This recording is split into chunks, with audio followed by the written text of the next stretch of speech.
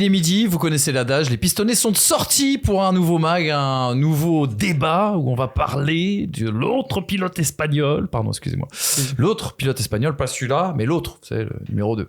Celui qui n'est pas considéré comme un espagnol par les médias espagnols, c'est ça ? Exactement. Okay. Monsieur Carlos Sainz. Voilà. Que doit faire Carlos Sainz ? Ce sera un petit peu le débat. Excusez-moi, je ne vous ai pas présenté les meilleurs. Oui, les meilleurs chroniqueurs que la France nous ait offert, en tout cas, quand on parle de Formule 1. Monsieur Hamza Ramani, monsieur Brice Germain. Ça va, les gars ? Ça faisait longtemps l'intro, on est mercredi, il est midi, non ? Ouais, c'est pour ça, en fait. J'y ai pensé, j'avais pas de baseline là. Il manque les cheveux en pique. Et les joues aussi. On est mercredi, il est midi. C'est Pierrot qui adore rigoler avec ça. Cheveux en pique, moi je pense à quelqu'un. Bon, il est vrai que c'est compliqué. Ah, Didier. Ah oui. Ouais. À l'époque où il était à l'Olympique de Marseille. C'est l'époque à Marseille. Ouais, c'est l'époque Marseille. Qu'est-ce qu'il va voir ? Ça va les gars, depuis lundi ? Ouais. Débrief, c'était bien. Hein. Si vous n'êtes pas allé voir le débrief, attention, ça va barder. Ouais, c'est vrai. Je peux pas débriefer le match car on n'est pas réellement mercredi, mais bon. Ouais, oui, c'est vrai, fais gaffe. Oui, parce qu'on enregistre le lundi pour ceux qui savent pas. Non, mais les commentaires qui disent arrêtez de faire genre qu'on est mercredi. En fait, c'est une blague. Mais elle sort mercredi, c'est juste ça. C'est une blague. C'est une blague. Donc, vous avez bien compris qu'on changeait d'habits chaque jour et que si vous nous voyez avec les mêmes habits, c'est qu'on est. Donc, pour être honnête avec vous, nous sommes le dimanche 12 décembre 2008. Et Lewis Hamilton vient d'être champion du monde. Carlos Sainz n'existe pas encore en Formule 1. Mais on va se demander où est-ce qu'il doit aller. C'est ça, exactement. Et surtout pas Mercedes. Hein. Bah, bref. Non, mais peut-être Braun. On verra. Les gars, moi je voulais commencer cette émission par un coup de gueule parce que j'ai l'impression que nos collègues et amis créateurs de contenu, journalistes forcément pas parce que je pense qu'ils sont concernés malheureusement par cet imbroglio, on va l'appeler comme ça. Je voulais commencer par un coup de gueule, les gars, j'ai reçu un mail. Mais vous aussi vous l'avez reçu. Ah oui. Vous aussi vous êtes abonnés. On a reçu un premier mail déjà en décembre. On était tous ensemble à la cérémonie de la Fédération française du sport automobile. On s'est tous regardés. Qu'est-ce qu'ils sont en train de nous faire ? Exactement. La F1 TV qui nous envoie un mail en décembre en disant voilà, c'est simple, demain, soit vous gardez votre abonnement, soit au même prix, soit vous ne pourrez plus le reprendre. Bon, pas de souci, on garde notre abonnement, on en a besoin pour bosser. F1 TV, F1 TV, oui, tout à fait. Ouais, c'est ça. Et j'ai reçu donc ce petit mail, c'était il y a quelques semaines, je sais que vous aussi.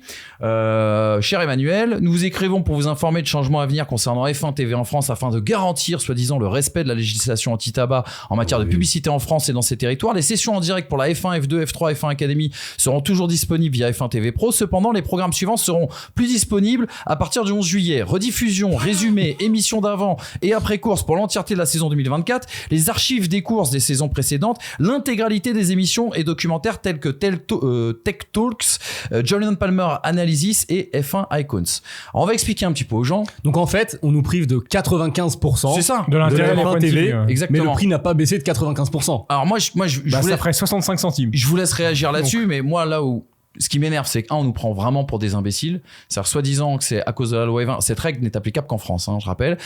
Soi-disant que c'est à cause de la loi E20 qu'on peut plus regarder les courses en replay. On peut les flouter, hein. Voilà, Canal le fait par exemple, oui. Mais on sait aussi que Canal a récupéré la distribution de F1 TV. Ça m'étonnerait pas, et c'est pas un tir gratuit. Vous allez comprendre où je veux en venir. C'est que on sait que Canal a récupéré la distribution de la F1 TV depuis cette année. Comme par hasard, cette mesure intervient en milieu de course. Après, si Canal paye plus pour avoir ça, non, mais c'est voilà, normal. C'est du business là-dessus, il y a pas de souci. La seule chose qui me dérange, c'est qu'à partir du 11 juillet, pour préparer les émissions qu'on fait, ça risque d'être d'une galère pas possible. Parce que les live timing que l'on revoit au cours de la nuit, les on-board et les radios que l'on réécoute au cours de la nuit pour vous apporter le plus d'informations possible. Bref, c'était une évolution, c'était du progrès, la F1 TV. Et malheureusement, pour une histoire sans doute de gros sous et peut-être de politique sportive, en tout cas, ou diffusion, aujourd'hui, on va être privé d'un outil qui nous permettait justement de travailler. On se débrouillera avec des VPN, va. Non, mais non, c'est pas possible. Ça marche pas avec la F1 TV. Si tu crées un compte en étant dans un autre pays.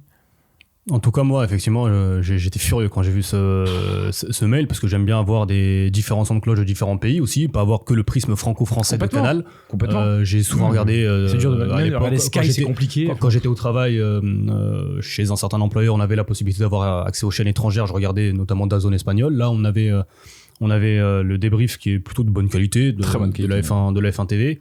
Et en fait, on se retrouve aujourd'hui en France exclusivement dépendant de l'excellente émission Formula One. Le problème, c'est qu'il y a des grands prix. Il n'y a qu'un seul truc. Déjà, premièrement, donc on va nous montrer exactement ce qu'on nous montre et pas ce qu'on pourrait voir. Et on parlait justement lundi de l'émission de Canal, Alpine, le côté français. C'est pas forcément ce qui m'intéresse à tous les grands prix, pour être très honnête. Sur Canal, on nous montre pas toujours tout.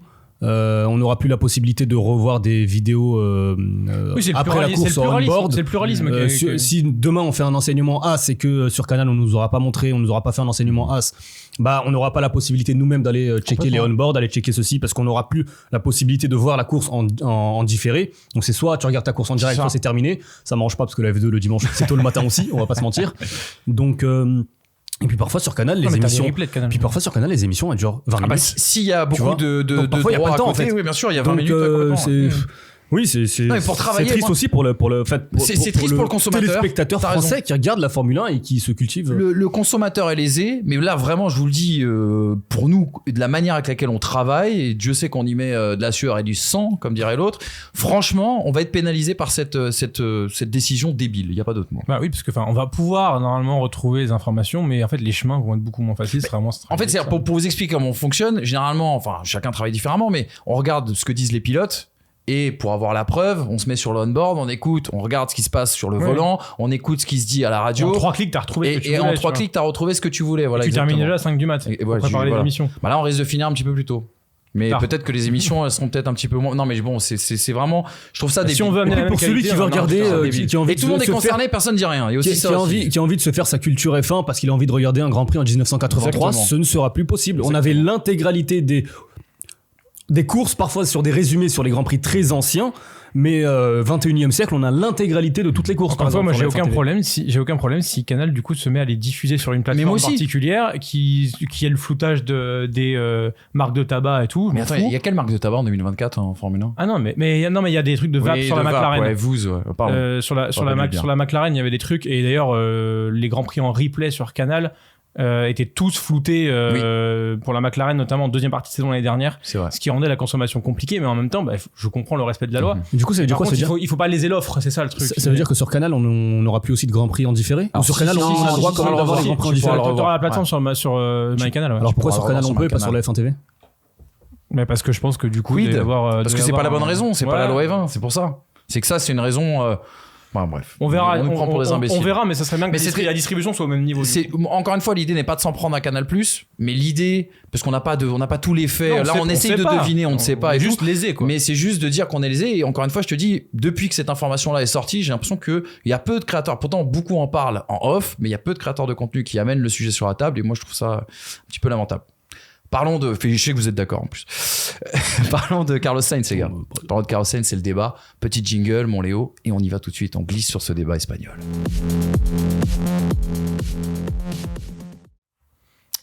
Carlos Sainz, c'est l'homme qui est au cœur du mercato actuellement, de cette fameuse silly season qui a commencé cette année au mois de février, et on ne sait pas trop quand est-ce qu'elle va se terminer. On a décidé d'ouvrir ce débat sur Carlos Sainz pour se poser la question justement de savoir que doit faire Carlos Sainz, lui qui a l'air de jouer la montre pour trouver la meilleure opportunité. Avant de parler des opportunités, parlons de sa situation, et la première question que j'ai envie de vous poser, les gars, est-ce que vous comprenez le fait que Carlos Sainz puisse être rétrogradé ? On rappelle qu'il quittera bien sûr la Scuderia Ferrari à la fin de la saison avec l'arrivée de Lewis Hamilton, lui qui s'était révélé chez McLaren, qui avait été tonitruant, qu'on appelait souvent dans cette émission le meilleur des autres, lui qui a fait taire les sceptiques, et on en faisait partie depuis son arrivée chez Ferrari. Pourquoi n'a-t-il toujours pas de baquet ? Est-ce lui le maître justement de la suite de ce mercato ? Et surtout, la grande question, pourquoi il n'a pas de top team, ou il ne devrait pas avoir de top team pour 2025. Plusieurs questions. Une première réaction, celle de Gerhard Berger, qui a donné une très bonne interview. C'était le 13 juin dernier pour motorsport.com. L'ancien pilote Ferrari et McLaren notamment, qui a dit « C'est vraiment dommage, il méritait d'aller chez Red Bull ou Mercedes. Je me sens un peu désolé pour lui car il est à peu près au même niveau que Charles Leclerc. C'est extrêmement difficile pour lui car il n'y a pas vraiment de bonne porte ouverte en ce moment. Et entre les 3 constructeurs qui se proposent à lui, c'est forcément un pari dont il est difficile de prédire l'issue. » Pourquoi Carlos Sainz en est à cette situation-là, et surtout, est-ce que cette situation est méritée au vu de ce qu'il nous a montré au moins depuis 2019 ? Bon, il y a 2 aspects.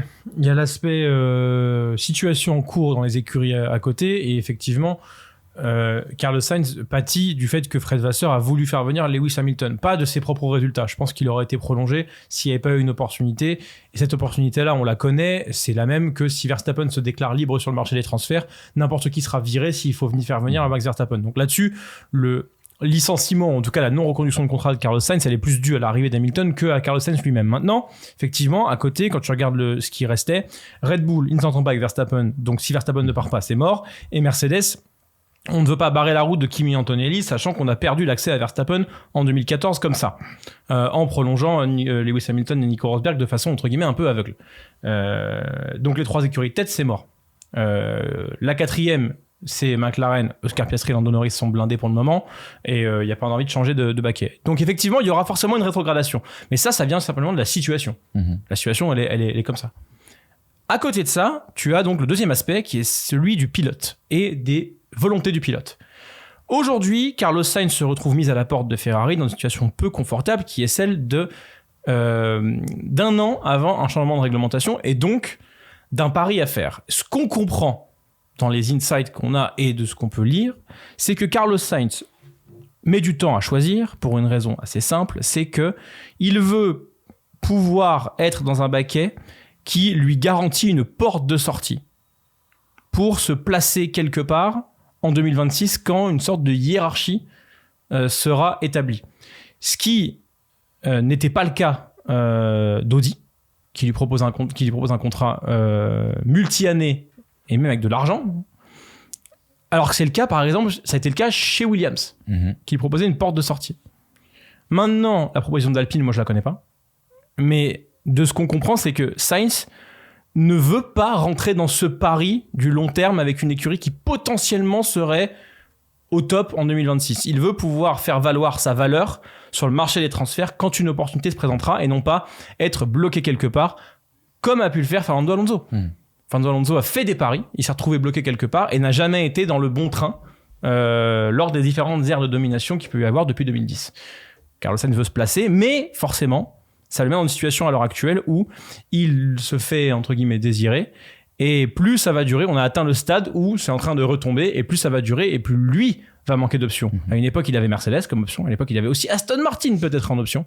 Ces options-là semblent ne plus exister, notamment parce que Toto Wolff a fermé la porte. Il ne faudrait pas qu'il perde les 3 options qu'il a à l'heure actuelle, qui sont de moins bonne qualité que les premières, à savoir Williams, Alpine, et pour moi, la meilleure qui est Audi.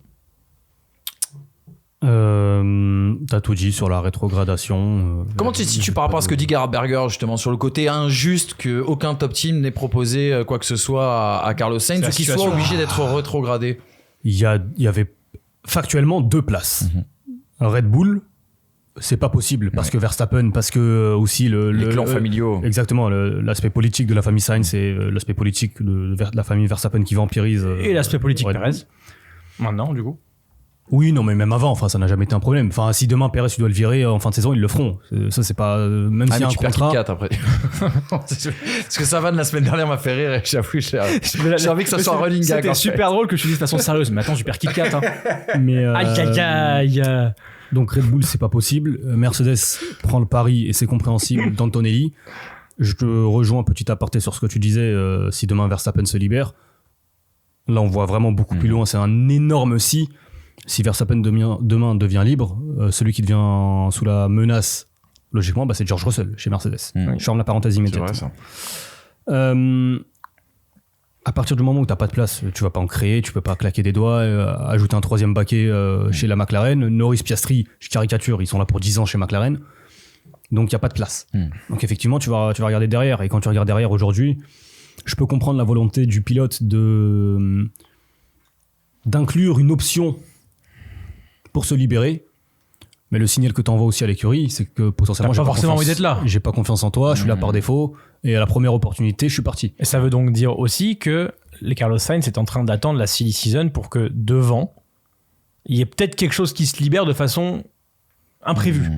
Maintenant, de façon imprévue, c'est, enfin là aussi, hein, McLaren, Ferrari, Mercedes, s'il signe Antonelli. Les 3, il n'y aura pas d'imprévu. Mais est-ce que Sainz n'est pas en train d'attendre que Antonelli ne fasse pas de résultat en F2 pour qu'il y ait un besoin chez Mercedes je pense que chez de signer Carlos Sainz 1 an Et ça reviendrait à ce que Carlos Sainz désire, à savoir Antonelli la chez possibilité Williams, de se placer, tu vois. Parce que c'est vrai qu'on parle beaucoup d'Antonelli chez Mercedes, ça peut être Antonelli chez Williams. Après, à quel point les rumeurs étaient vraies, étaient faux, manifestement, il y a eu cette offre de Mercedes ou cette offre, je sais pas, mais il y a eu dans ces discussions, justement, la possibilité d'offrir 1 an à Sainz en attendant Antonelli. Le mettre soit chez Williams, soit une deuxième année en F2. Mais peut-être que dans un top team, il veut plusieurs années. Ce qu'il s'était dit à l'époque, justement, de cette réaction de Sainz, c'est qu'il a refusé de rester 1 an chez Mercedes. Pourquoi il l'accepterait aujourd'hui, désormais? Donc, tu te retrouves, oui, avec Audi, Porsche. Alpine. Ferrari. Tu connais ces mêmes là? Et Williams. Je peux comprendre ses doutes. Je comprends aussi que les écuries commencent aussi à travailler sur des plans B parce qu'elles en ont marre d'attendre. Ça, c'est normal. Les pilotes, je suis pas sûr que Sainz se retrouve sans volant l'année prochaine. Je pense qu'il l'aura à son baquet. Attention. Moi, je me fais pas de soucis. Après, moi, ce que j'ai compris de la part de Julien Febvre, alors lui, du coup, a annoncé d'abord une signature chez Williams. Manifestement, Alpine est arrivé. Il disait chez Alpine, manifestement, on lui promettrait déjà une porte de sortie fin 2025. Bah, c'est pour ça. Et chez Williams aussi, je crois. Williams, je crois que c'est 2026. Ah oui, t'as raison. Ouais. Après, là, il me semble. Corrigez-moi encore si une. Encore, je trouve la porte de sortie 2026 plus intelligente que 2025. On va rentrer dans les 3 cas de figure là dans quelques instants. La dernière question que je vous pose, les gars, est-ce que Carlos Sainz n'est pas un petit peu sous-coté au vu de ce qu'il nous montre, notamment depuis son passage chez McLaren en 2019, le passage chez Ferrari, on n'attendait peut-être pas autant. Il nous a surpris sur ces 2 dernières. Il fait toujours mieux que ce qu'on attend de lui. Exactement. Et à chaque fois, on n'attend pas grand-chose de lui. Je pense que c'est maintenant qu'on commence à attendre quelque chose de lui. Mais en même temps, il a toujours été deuxième pilote. Parce que la seule fois où il n'a pas été, c'est McLaren. Quand même chez McLaren. Non, mais deuxième pilote dans le statut. Oui, d'accord, ouais. Norris, quand il arrive, c'est le jeune prodige. Il est deuxième pilote de fait parce que il est jeune. Mais en attendant, on sait que c'est le numéro 1 en devenir. Carlos Sainz n'a jamais été nulle part considéré comme le numéro 1. Là, maintenant, moi, j'attends qu'on le considère comme un numéro 1. Parce que il a fait égal avec l'un des numéros 1 qu'on considère comme étant celui qui doit aller chercher un titre de champion du monde un jour, à savoir Charles Leclerc. Donc oui, on doit le considérer comme tel. Il a des victoires en Grand Prix, il a un nombre de podiums qui commence à vraiment grossir, il est régulier maintenant, depuis fin 2022 c'est le cas quand même, il est relativement régulier. Donc Carlos Sainz, aujourd'hui, je comprends qu'il ait des velléités d'imposer ses conditions pour un contrat. Maintenant, les endroits où il reste encore une fois, les endroits où il reste des positions, il va falloir adapter ses velléités en fonction du standing de l'écurie dans laquelle il va. Si il veut un contrat multi-année chez Mercedes qu'il n'est pas capable d'avoir et qu'il veut un contrat pas multi-année dans une autre écurie, il peut pas non plus avoir le beurre et l'argent du beurre là-dessus. Donc moi, je pense qu'un baquet chez Mercedes aurait été une bonne chose 1 an, parce qu'en fait, il aurait pu prouver d'autres choses. Et la situation dans les autres top teams aurait pu se libérer, se dégrader. On ne sait pas comment ça va se passer Norris Piastri l'an prochain. Imagine, il joue le titre. On sait rien. Ou même Verstappen Perez, ou s'il y a un accrochage ou quoi, on ne sait pas. Ça aurait été bien de rester en haut de la grille et se placer, même pour 1 an.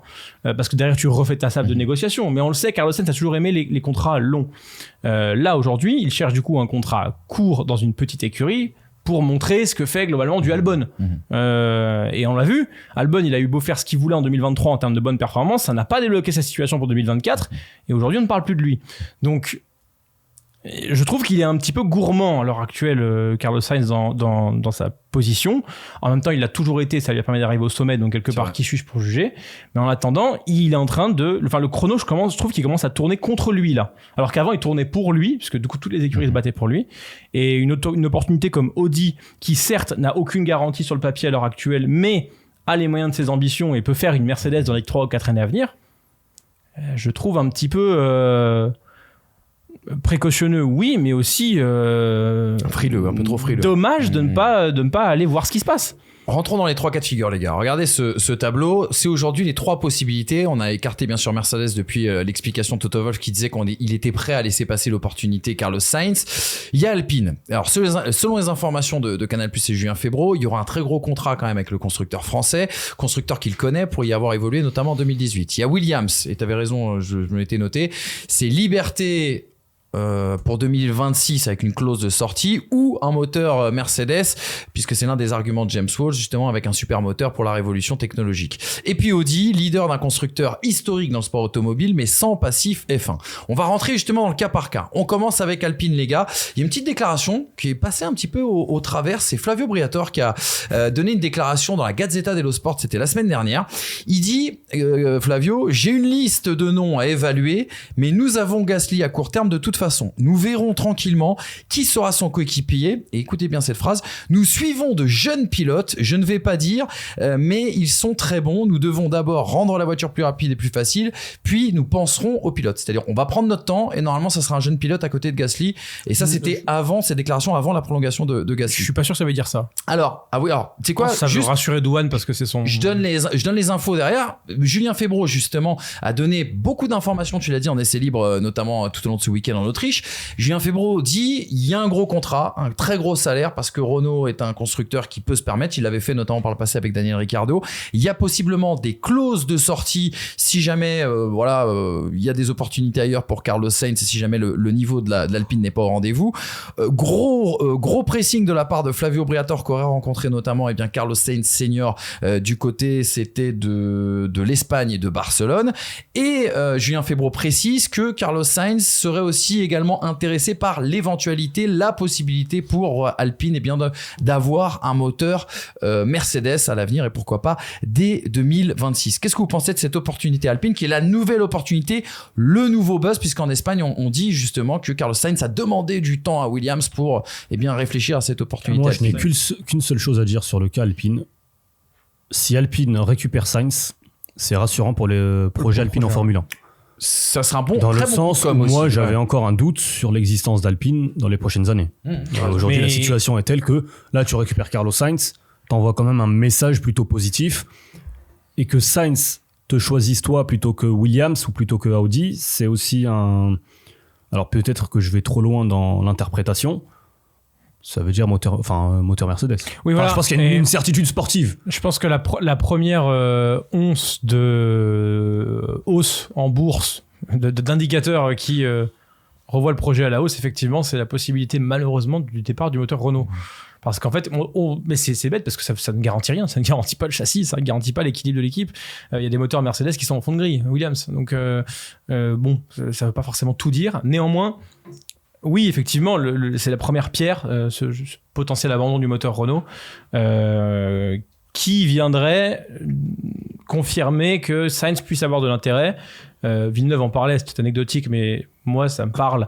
Carlos Sainz a grandi en voyant les exploits de Fernando Alonso sous Briatore avec Renault. C'est vrai. Donc, je peux comprendre à la rigueur que l'arrivée d'un Flavio Briatore l'intéresse, parce que politiquement parlant, ça pourrait être une sorte de papa, parce que lui est déjà comme ça, et je pense qu'il aimerait bien être managé par un mec comme Flavio Briatore, parce que la manière dont il opère sa carrière, Carlos Sainz, c'est de l'ordre du Briatore quand même. C'est très très très politique, donc je comprends cet intérêt.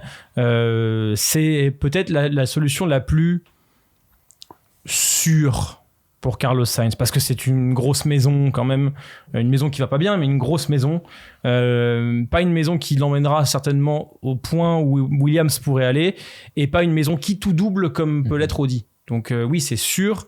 Néanmoins, je suis pas sûr que ce soit une maison qui puisse le faire performer à court terme. Carlos Sainz est un pilote qui a 30 ans cette année, ça veut dire qu'il est en milieu de carrière, on peut dire. Il y a des choix à pas trop louper. C'est un peu le même moment où Romain Grosjean avait fait son choix de partir chez Haas, par exemple. Donc c'est un pari élevé quand même d'aller chez Alpine. Néanmoins, c'est au moins le pari de ne pas rester hors cote que Williams et Audi peuvent pas lui promettre. Exactement. On rappelle que Alpine peut lui promettre. Il restera pas hors cote. Gasly et Ocon ne sont pas hors cote aujourd'hui, et pourtant Alpine va mal. Albon est devenu presque hors cote, parce que personne ne s'intéresse à lui sur le marché, alors que des gens s'intéressent à lui, s'intéressent à Gasly et Ocon. Albon, ce qu'il fait en 2023, c'est très bizarre qu'il ne parte pas dans une autre écurie. Je suis pas sûr de ce que tu dis. Albon a rapidement eu conscience et a prolongé chez Williams. Rien nous dit qu'il n'a pas été dans des discussions ailleurs. En tout cas, on n'a pas eu de rumeur. Il avait un contrat pour 2025 aussi, Alex Albon. C'est vrai que c'est un truc qu'on oublie. Oui, et là, il a prolongé sur un long terme. Il a prolongé alors qu'il restait un an. C'est vrai qu'on casse moins les contrats en F1 qu'en d'autres sports. Mais... C'est vrai que Gasly et Ocon, tu te retrouvais dans la situation où tu avais deux pilotes en fin de contrat aussi. Et pareil, de toute façon, Gasly et Ocon, moi j'ai pas entendu leur nom chez les top teams. Non, c'est vrai. Ocon un peu Mercedes, parce qu'il y avait forcément le lien, l'affiliation. T'as entendu chez Aston Martin, t'as pas entendu de rumeur de transfert d'Albon. Albon l'année dernière mérite un baquet top 4. Est-ce que quelque part avec Alpine, il y a ce pragmatisme pour Carlos Sainz? Tu l'as dit, il a souvent été numéro 2 dans l'idée, en tout cas, du projet d'une écurie. Là, il a à la fois peut-être, parce qu'on sait qu'Alpine est quand même capable de payer un mec qui n'est pas champion du monde avec un salaire de champion du monde. Ça avait été le cas de Daniel Ricciardo, qui émargeait entre 20 et 30 millions à l'époque. On avait été très surpris du salaire à l'époque de Pierre Gasly lorsqu'il rejoint Alpine, comme on avait été assez surpris pour le retour de Fernando Alonso aussi, également des émoluments, mais preuve que Alpine est un constructeur qui a les moyens aussi de se payer des super pilotes. Il y aurait l'argent d'un côté et la liberté si jamais les choses venaient à s'embrouiller. Est-ce que c'est pas le pari le plus pragmatique quelque part Alpine aujourd'hui? C'est la sécurité. Voilà. C'est la sécurité financière, la sécurité financière. Ça va aller. Oui. Sécurité aussi, d'avoir une porte de sortie. Si une situation aujourd'hui inenvisageable devait arriver en fin d'année 2025. Ouvrons le dossier Williams, les gars. Il y a une super déclaration qui date de ce week-end de James Walls. C'était juste avant les essais libres. James Walls dit ceci: nous avons fait tout ce que nous pouvions pour lui présenter, ainsi qu'à sa famille, les raisons pour lesquelles Williams est le bon endroit pour lui. C'est à la fois culturellement et politiquement, mais aussi du point de vue des investissements et des personnes, le bon endroit pour Carlos Sainz. Il sera agréablement surpris de voir où nous en serons en 2026. Carlos ne s'attendait pas à devoir choisir entre deux équipes d'usine qui sont plutôt présumées être vers le fond de grille et Williams, mais telle est la situation. James Walls qui a aussi dit ce week-end que ça commençait à l'énerver un petit peu, qu'il n'y ait pas de décision de la part de Carlos Sainz et que du coup il réouvrait les dossiers Valtteri Bottas et Esteban Ocon. Sans doute l'idée aussi de mettre la pression un petit peu sur Carlos Sainz. Le projet Williams, je tiens à vous le dire, parce que ça tient à cœur à Hamza et il a raison. On va ouvrir un débat très prochainement sur l'évolution de ce projet Williams. Ce sera peut-être l'occasion d'en parler un petit peu et de faire une petite introduction sur le sujet. Il a une cote de ouf, quoi.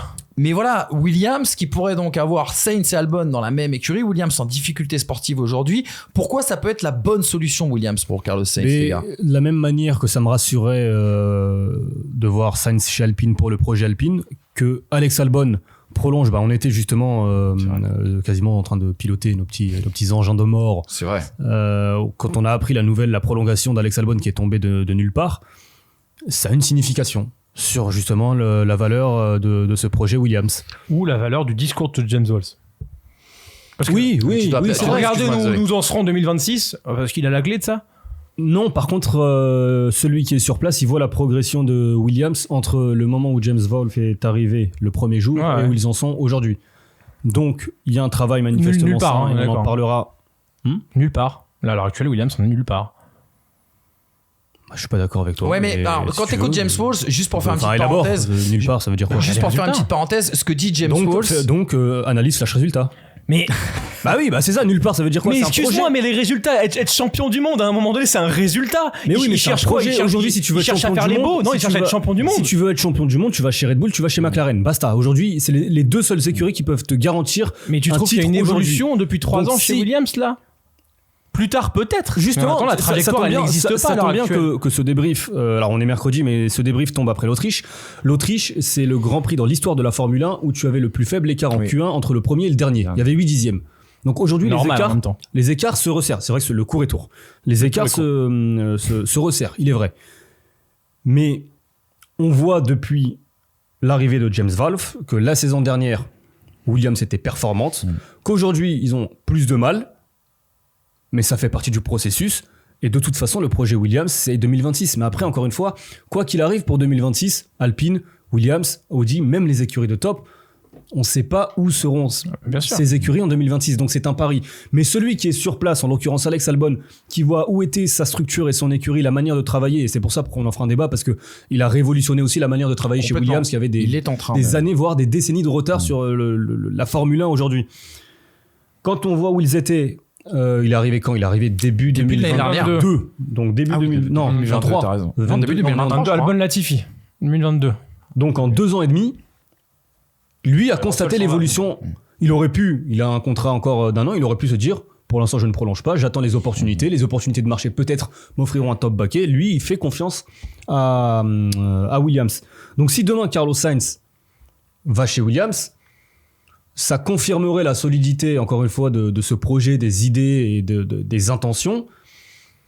Maintenant, ça reste aussi un flou. Et effectivement, là où il y a une force chez Alpine avec Flavio Briatore, qui a justement ce discours quand même, bah peut-être que Williams, dans un registre totalement différent avec l'ingénieur James Wolf, n'a pas réussi encore à le séduire définitivement. Et comme on sait que Sainz, pour l'instant, recherche un choix par défaut, bah, il va peut-être prendre le choix qui lui permettrait de sécuriser un départ le plus vite possible s'il y a la possibilité. Il semblerait qu'il l'ait convaincu à un moment donné, parce que tu l'as très bien rappelé lors du débrief du Grand Prix d'Espagne, que justement il était tout proche de signer Carlos Sainz avec. J'ai pas d'infos, je reprenais les infos de Julien Febvre. L'offre d'Alpine que Julien quand même là-dessus. C'est juste un truc. Tu parlais du projet Williams, c'est juste très rapidement 3 points importants quand même, parce qu'il y a eu beaucoup de déclarations sur le sujet, notamment ce week-end. James Walsh a dit, on est aussi dans le dur actuellement sur la piste parce qu'on mène un travail de restructuration au sein d'écurie Williams. En 1 an, nous allons gagner 3 ans de travail. Donc, c'est-à-dire qu'il est en train de remodeler complètement ce qui est en train de se passer. Ils l'ont annoncé en début de saison. Tout à fait. 2024 serait compliqué parce qu'il a changé la conception de travail. Exactement, c'est ça. Et on rappelle qu'il y a aussi beaucoup d'ingénieurs, notamment pas mal d'anciens de chez Alpine. Il y a Hartmann là, qui vient d'être signé. 30 ingénieurs, c'est ça? 26. 26 c'est pas un hasard si l'info sort aujourd'hui. Oui, complètement, t'as raison. Oui, Carlos Sainz en hésitation, hop, on balance, 26 personnes arrivent. Mais il se passe quelque chose chez Williams. En même temps, pendant ce temps-là, Audi a annoncé, dans le temps où il cherchait à recruter Carlos Sainz, le recrutement de 260 ingénieurs. Ouais. Mais ils n'ont pas le choix, ils avaient rien. Sur les 300. non, ils en ont chez Audi Sport. Oui. Mais 260 ingénieurs qui ont déjà bossé sur un Audi Sport qui fait de la FE, quoi. Enfin, tu vois. Sans aucune. Bah, si, un peu avec. Mais... Parlons d'Audi, justement, avant que je dise trop de bêtises. Alessandro. Il y a des samedis de libre. Alessandro Aluni Bravi, c'est le boss, bien sûr, le sous-boss de Sauber, l'homme qui est en dessous d'Andreas Seidel, qui sera le big boss d'Audi en Formule 1. Il s'est exprimé, un super article, une bonne interview, c'était dans Auto Hebdo le 22 juin dernier. Allez lire Auto Hebdo, franchement, c'est quand même une très belle publication. Nous discutons avec de nombreux pilotes, dont Carlos Sainz. C'est le plus important pour les gens, surtout ici en Espagne, mais nous voulons des pilotes qui s'engagent sur le long terme avec nous, qui veulent commencer ce voyage. On discute évidemment avec chaque pilote de ce facteur et maintenant la décision approche. Nous voulons savoir qui sera avec nous en 2025 et dans les prochaines saisons, car nous avons aussi besoin de commencer à travailler sur la voiture et les pilotes sont un élément important pour cela. Ce que je comprends, c'est que c'est un contrat donc à très long terme qui attendrait vraisemblablement Carlos Sainz.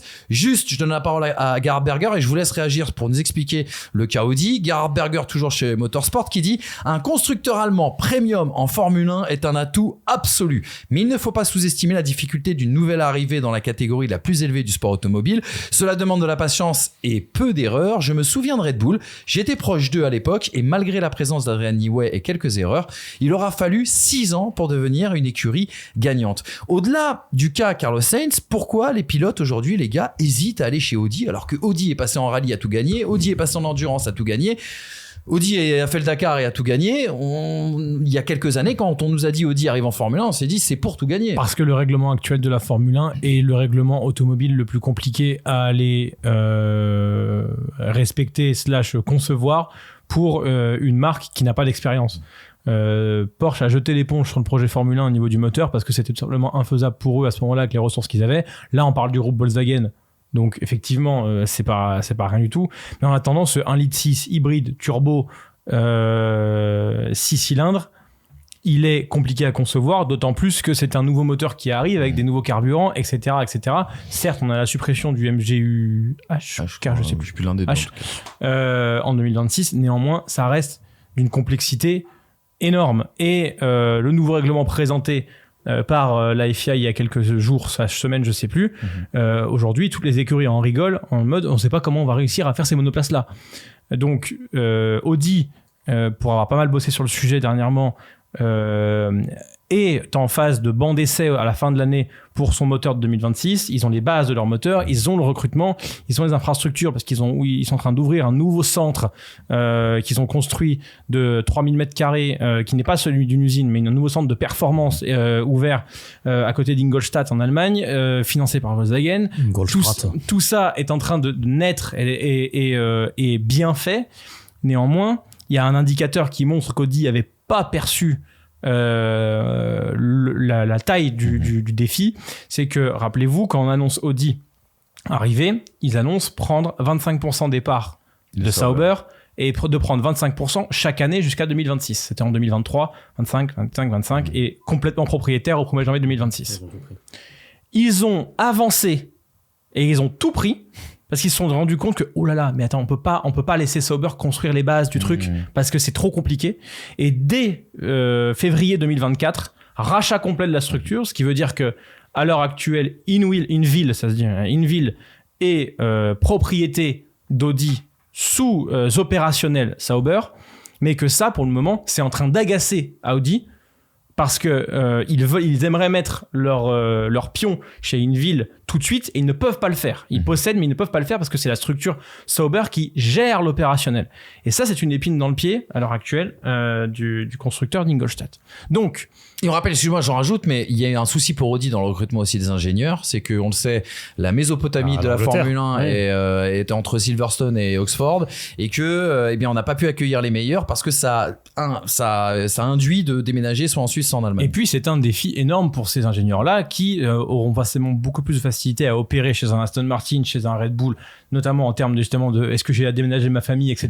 Parce que je vis dans la Silicon Valley de la Formule 1 ou non, plus le fait de se dire il y a déjà une structure en place, j'ai pas tout commencé. Donc du coup là ils ont accueilli, je sais plus le nom du gars qu'ils ont accueilli, mais c'est un mec qui est passé par ah purée j'ai perdu, mais il vient de McLaren et c'est celui qui a pondu les McLaren qui était pas folle dingo. James Key, voilà.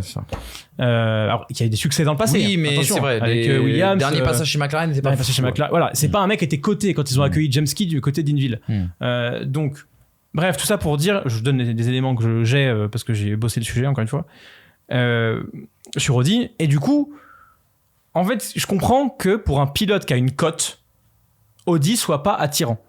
Parce que aucun projet naissant ne l'est en Formule 1. Il y a trop besoin d'expérience, il y a trop d'éléments à mettre en ligne de compte pour que ce projet soit attirant. La chose qui a rendu le projet Mercedes attirant en 2013 par exemple pour Lewis Hamilton, c'est que ils ont eu 3 ans d'expérience pour montrer des choses qui n'étaient pas dégueulasses pour un arrivant en Formule 1, basé en plus de ça sur le travail de Ross Brawn, un mec très expérimenté en Formule 1, et qu'en plus de ça, ils ont pris en otage la FOM avec la mainmise sur la conception du nouveau moteur de 2014. C'est un exemple relativement rare, ce qu'a fait Mercedes. Le dernier exemple d'une écurie qui se pointe, certes avec beaucoup moins de moyens, et également pas d'usine, c'est Haas. Boum, catastrophe. Le dernier exemple d'une écurie d'usine qui se pointe, c'est Renault, avec uniquement 2 ans de retard sur ce moteur, là on en a 12, et Renault n'a jamais réussi à matcher le haut. Donc encore une fois, bah oui, ça se comprend cette inquiétude. Et même si Audi y met les moyens, on a bien vu un truc, c'est que Renault y a mis les moyens, Alpine y met les moyens, des investisseurs sont présents chez Alpine, ça ne change pas pour autant forcément la donne. Donc je comprends la réticence, et dans ce que dit Aluni Bravi, il y a un petit aveu d'échec quand même.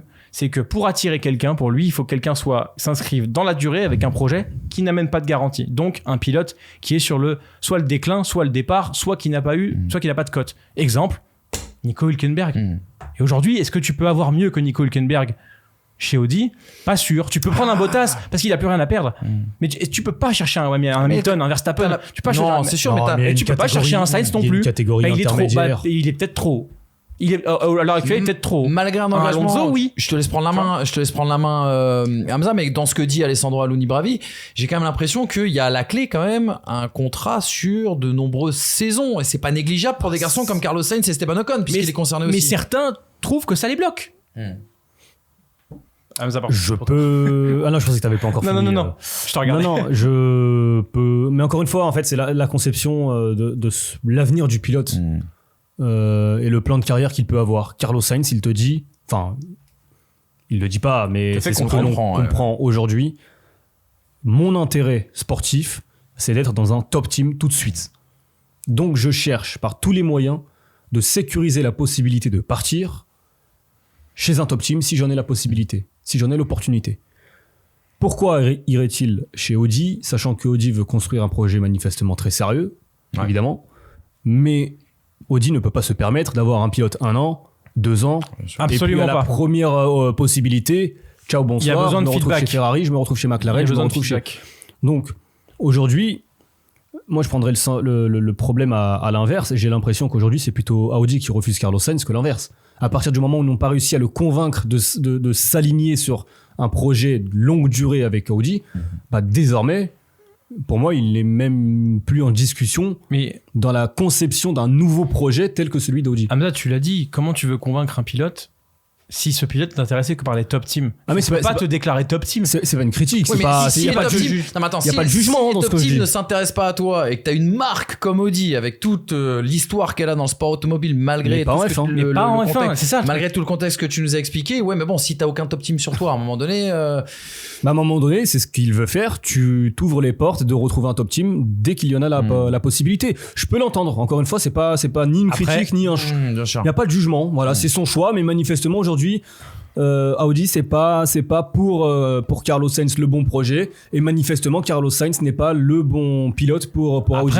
Donc mieux vaut partir pour l'écurie sur un pilote plus ou moins de même calibre ou de même niveau, chapeau 2 en quelque sorte, s'ils en ont la possibilité, mais sur 2, 3, 4, 5 ans effectivement. Et Carlos Sainz, du coup, manifestement aujourd'hui, il semble lui rester Williams et Alpine. Après, très sincèrement, donc il préfère, excuse-moi de te couper, numéro 2 dans un hypothétique top team qui ne jouera peut-être pas le titre de champion du monde plutôt que numéro 1. Mais il le dit dimanche en conf de presse d'après course.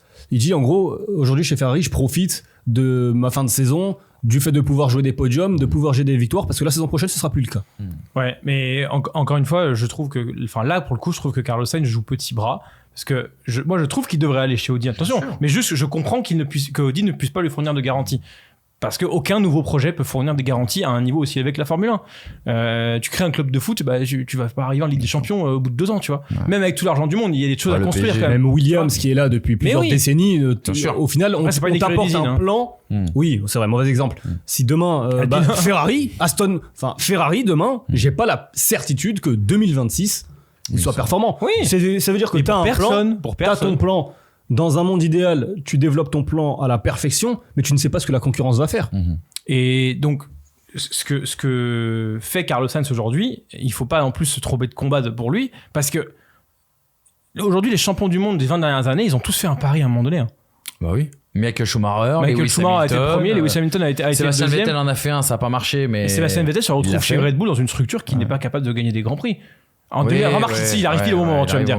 Mais en même temps, il vient de chez Toro Rosso à ce moment-là. Et il est promu. Il fait le pari Ferrari. Oui, c'est plutôt le pari Ferrari, je pense. Mais c'est un pari manqué. Et Alonso, on a manqué des paris. Oui, mais c'est ça. Il faut le tenter le pari. Que tu le réussisses ou pas. Mais tu vois, il y en a plein qui tentent, mais tu n'arrives. Enfin, qui aujourd'hui est arrivé dans une écurie gagnante et a gagné le titre derrière? Perez, il est arrivé, il a pas gagné le titre derrière. Bottas est arrivé dans une écurie gagnante, il a jamais gagné le titre derrière parce qu'au final, mais t'es installé. Avec la transition. Mais t'as celui qui est installé. T'as le mec qui est installé, du gars qui a fait le pari avant et c'est le numéro 1 et c'est très difficile d'aller le concurrencer, tu vois. Une écurie qui est au top, quand t'arrives en cours de projet pendant qu'elle est au top, t'es là pour être deuxième pilote. Parce que aucun patron d'écurie va venir mettre son champion en difficulté a priori. Si tu mets ton champion en difficulté, c'est que l'écurie n'est pas au top. Attends. En l'occurrence, Sébastien Vettel, Charles Leclerc, par exemple, en 2019, parce que l'écurie n'est pas au top. Mais au moment où Ferrari est en passe de peut-être jouer quelque chose, à savoir 2017-2018, il est clair et net qu'on ne dira pas Raikkonen. Donc, pour Carlos Sainz, s'il veut avoir une écurie au top, il faut la créer. Et Audi lui en offre l'opportunité. C'est le meilleur pari des trois. Audi lui en offre l'opportunité. Il est parti de McLaren à l'époque où Norris, justement, était en train de prendre le lead interne, pas au niveau du résultat, mais interne en termes de c'est l'enfant de la maison, tout ça.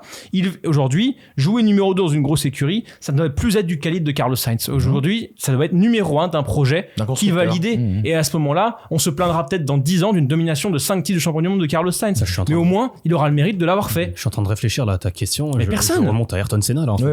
Personne. J'ai pas de Ayrton Senna chez McLaren. Lorsqu'il arrive, t'as Prost. Il n'y a aucun pilote qui est devenu champion du monde en rejoignant un projet au top. Dans les années 90, ouais, non, mais c'est vrai, oui, c'est extrêmement rare. Si, t'as peut-être Prost en 93. Voilà, mais 30 ans, c'est particulier 93 avec les 30 ans, la technologie, la direction et tout. Button est champion du monde aujourd'hui, et je pense qu'il y a beaucoup de monde qui aurait émergé en Grand Prix en 2009. Ah bah ça oui. Après c'est Button et Barrichello qui sont là. Barrichello un peu par défaut et Button. Mais les mecs qui sont là, tu peux pas. Ouais. Pour conclure ce débat, les gars, vous êtes Carlos Sainz, vous allez où? Audi. Hamza? Alpine. Moi, sincèrement, c'est Williams. Non, exactement Williams, parce que le projet Williams vraiment m'intéresse et me passionne. Donc, Plutôt Williams, parce que déjà il y aura une sérénité de travail manifestement qu'on n'a pas aujourd'hui chez Alpine, donc à voir si ce sera le cas la saison prochaine. Audi, c'est vrai que tu as des doutes. Williams t'offre une porte de sortie en 2026, ça veut dire que tu laisses 2 ans au projet, puis ça me semble le compromis assez honnête. Choix de la liberté Alpine, les gars. Choix de la liberté. Tu signes, tu prends ton flou, ce gros contrat sur 1 an. Puis je vois pas en 2025. Le choix du mercenarisme, du coup. Puis, oui, c'est un peu ce que je suis, donc voilà. Puis après, Carlos Sainz, avec tout le respect que j'ai pour lui, c'est aussi quelqu'un qui a changé, qui a souvent fait 2 ans. Je veux pas. Renault, il a fait 1 an et 4 courses. 1 an et demi. 1 an et demi. Même pas 1 an et demi. Il termine la saison, il fait les 4 dernières courses. Après, il fait 1 année, il part. McLaren, il fait quoi, 2 ans? Il fait pas qu'une année chez Renault. Fin de saison 2016. Ah, t'as raison. Non, fin de saison 2016, tout 2017, tout 2018. Non, il fait 4 courses en 2017, il fait 2018. Tout 2018 et 2019 chez McLaren. Très rapidement, les gars, juste parce qu'on a dit tout à l'heure que c'était le maître des cartes, le maître des clés, Carlos Sainz. Regardez cette liste de pilotes qui est actuellement en fin de contrat. Le choix de Carlos Sainz devrait déterminer l'avenir ou la fin justement de carrière en Formule 1 d'un de ces pilotes. S'il y en avait 1 ou 2 à sortir, à garder, vous gardez. Sincèrement, pour moi, il y en a 5 que tu peux. Je ne pleurerai pas s'il y en a 5. Il y a que Ocon qui doit rester, mais. Exactement. Ouais, exactement. Voilà, après, si Bottas reste. Non, en fait, j'aimerais voir du renouveau. Tu vois, dans l'écurie Duff, pourquoi pas? Drugovic, il est champion de F2, on l'a jamais vu en F1. Pourchaire, il est champion de F2, on l'a pas vu en F1. Il y a des nouveaux pilotes, il y a des talents en F2. Non, franchement, ouais, moi je garde Ocon et. Que Ocon, c'est pas une histoire de nationalisme. Il y a un côté où Alonso est en train de prouver aux mecs qu'on peut rester tard, et du coup, en fait, il y a un non-renouvellement de la grille là. Il y a que Piastri qui est rentré. Tu vois, Sergio Guanyu, vraiment. Après Magnussen, pareil, Ricardo, il a fait un retour manqué. Ça arrive. Perez, merci. Il est pas dans la liste. Ouais, il a un contrat. Il peut être cassé celui-là. Bottas, ça me choquerait pas qu'il reste dans un projet. Voilà. Mais bon. Non, mais que la F1 ne devienne pas la Race of Champions, s'il vous plaît. Ce serait bien. Exactement. Voilà, c'est la fin de ce débat, les amis. N'oubliez pas l'adage, si vous souhaitez soutenir Sergio Pérez, mangez des Kit Kat.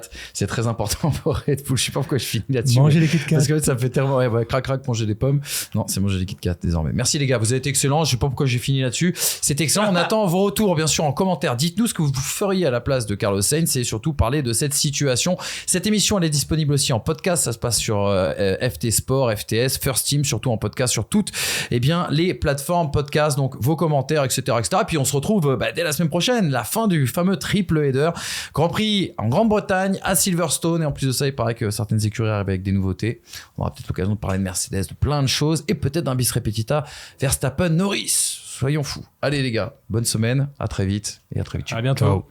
Comme tu le sais, nous sommes soutenus par Winamax, donc viens jouer avec nous sur tes sports préférés. Si tu aimes les courses automobiles et la Formule 1, ça se passe chez les copains de Winamax. En collaboration avec Wina, nous avons cette offre de bienvenue avec le code FT10 et le lien en description. Lors de ton premier dépôt, tu es automatiquement remboursé jusqu'à hauteur de 100 € et on t'ajoute même 10 balles en bonus. Important, le jeu est strictement interdit aux mineurs et peut comporter des risques, donc on ne joue que des sommes que nous sommes prêts à perdre.